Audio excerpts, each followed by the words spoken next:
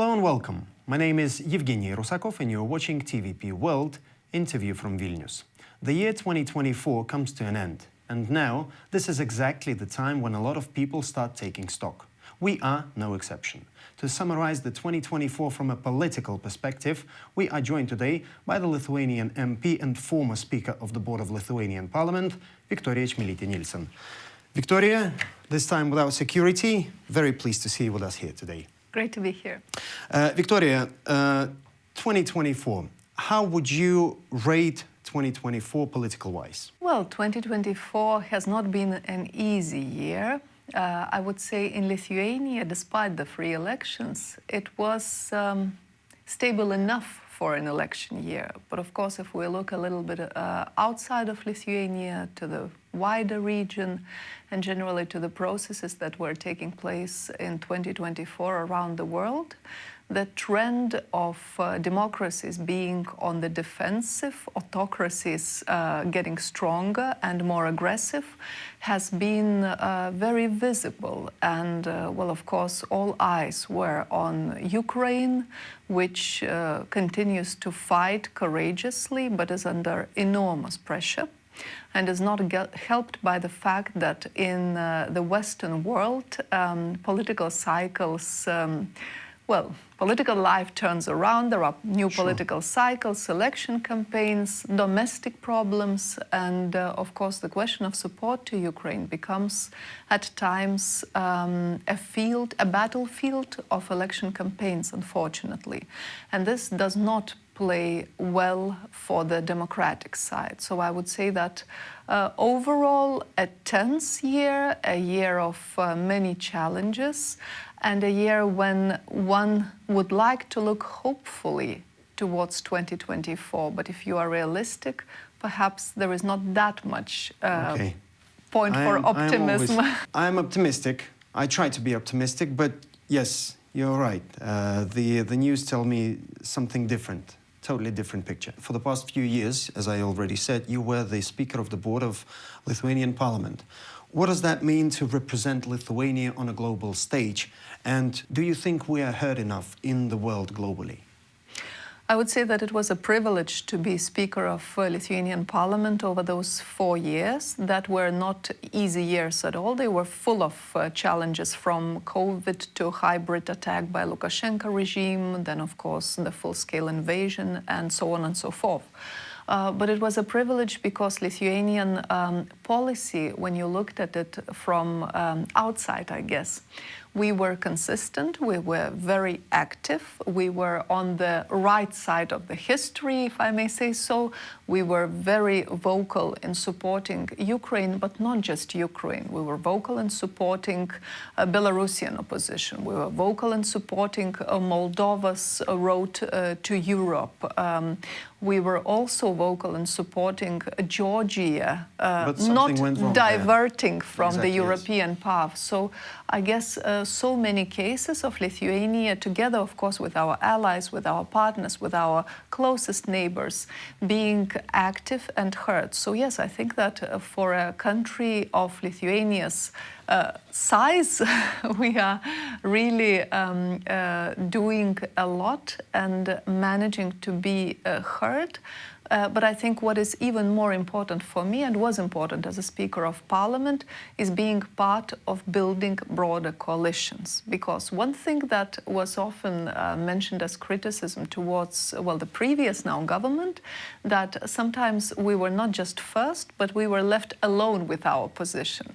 And that, of course, in diplomacy is not great. I mean, the best, of course, is to be first and then to be followed by a bigger group of countries, by a bigger coalition. But we were also remarkably successful of being at the core of different coalitions, of course with Latvia, Estonia, Poland quite often, also with Nordic countries. This, I would say, renewed partnership with Nordic countries, especially when it comes to security, but also economy, energy independence, countering hybrid threats.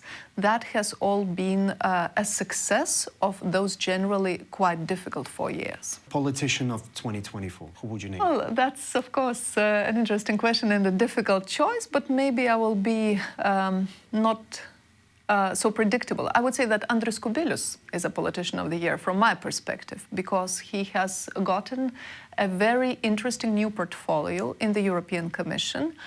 He will deal with security and defense, which is a new dimension in the Commission that has not got focus before, but obviously now it's extremely important. So in a way, he has a clean slate to fill with new policies and to fill with a direction. So I think it's, well, I have quite some hopes, and I think that he has played his cards right, or it was... Hopefully well, that will work out. And that will work out also, hopefully, for all of us. Let's come back to the global stage. And what would you say about Global South in 2024, and what changes in the political agenda will the growing influence of the Global South bring in 2025? The general trend is that Europe has not been engaging enough with the Global South. And, well, when we speak about Lithuania or the Baltic countries, it is natural that we do not have that many capacities to have embassies in each of the countries that represent Global South. Would you say that we are still... Eurocentric? Yeah, Eurocentric. Well, of course, to an extent we are, and I think it's very useful. That's why I'm a huge proponent of parliamentary diplomacy, to go a bit further, visit countries that are further away, definitely not for touristic reasons, but for understanding how the world looks like, not from your hometown, not from your own capital. Exactly, because somewhere in Africa, war in Ukraine is definitely probably not the top 3 topics. Well, or if it is in top 3 topics, they will probably be hearing a completely different narrative about the things taking place in Ukraine, that they will hear that it is, you know, some kind of local regional conflict, that perhaps the culprit is the opposite of what we think, and so on and so forth. So what generally is the absolute priority when talking with the Global South is bigger engagement, finding ways for discussions that would bring us a bit closer to common interests and common understanding of situation. And that is, of course, difficult, especially talking about the continent of Africa, where Europe generally is very much behind China and Russia, who have been engaging extremely actively and very consequently with the countries, and really putting money, putting military personnel, and also, of course, information sphere, really spreading their narrative. Time is not on our side. So I would say, again, Lithuania alone cannot do much about it. We can be part of bigger coalitions, but generally it's a very important thing that unfortunately has been overlooked for a while. Now, talking about hybrid threats, according to Wall Street Journal, the Baltic region has become a new hotbed of shadow warfare between Russia and NATO. What's your take on this? Well, I think it is safe to say that Lithuania, Latvia, Estonia is very much under gaze of unfriendly countries, and they are pretty effective in operating in some sort of gray zone, in this hybrid zone. It lies with us to bring it under attention of other countries, of bigger Western European countries, that, well, there has to be a clear strategy about how we react. Where is that thin line between staying calm and telling the rest of Western countries that, look, we have a problem here, and not becoming, you know, some kind of I don't know, little dogs that are barking all the time? So where's that thin line? Again, every politician will have their own answer, most likely. But if you ask me, there are a few things that are very important. First of all, reactions have to be discussed and decided on with our partners. partners, with our allies, with our strategic allies. And it is, of course, the best if you manage to preempt certain, threats, if you have a strategy before it happens, and then you know exactly what actions you take.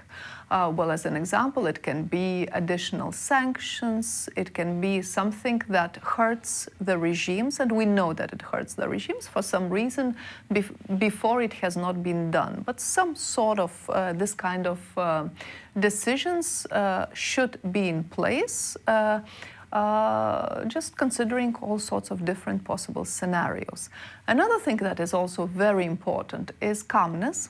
And I think this, you always have to think what the regimes are trying to achieve by committing certain activities.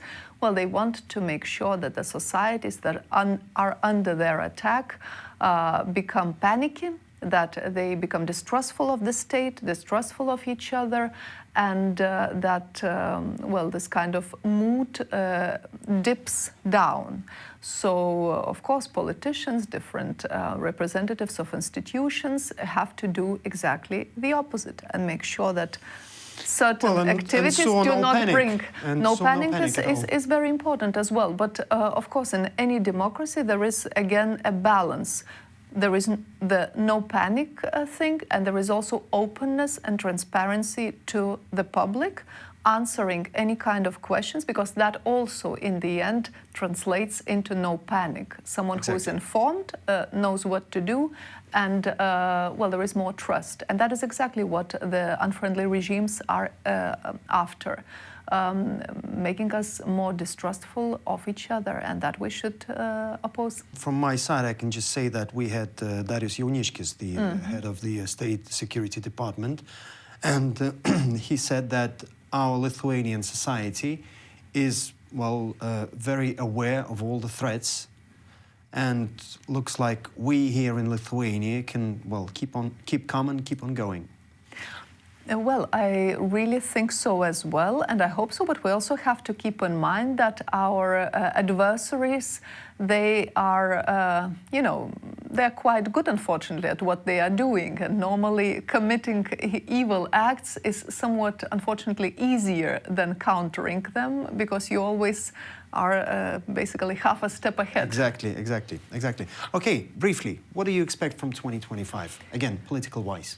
Politically, I expect, in Lithuania, I expect that it will be a year when the new coalition will show whether their election promises correspond with their actions. And that is, an important point, because it's the first year after you get the mandate. It's normally the year when you actually do stuff. Exactly. And do not leave it for the last year before elections. And around the world, of course, especially speaking about Russia's war against Ukraine, I expect there will be more talks about peace, more talks about stopping the war. And that is, again, a crucial point when Lithuania has to be active, of course, with other friendly countries on behalf of Ukraine, that the conditions of any kind of talks are as favorable as possible. I think we should continue working on the invitation to NATO for Ukraine, as it is the only viable promise you can give to Ukrainians, that it actually makes sense to sit down at the table and talk about possible peace. And so we will see a lot of important talks and hopefully decisions. But our job is, of course, to make sure that security, both in Lithuania and in our region, still stays as an absolute priority. Viktorija, all my blessings to you. Thank you. And good luck. Thank you so much. Thank you for joining us today. Thanks. And I would like to remind our viewers that our guest for today was a Lithuanian MP and former Speaker of the Board of Lithuanian Parliament, Viktorija Čmilytė-Nielsen. You're watching TVP World. Stay with us.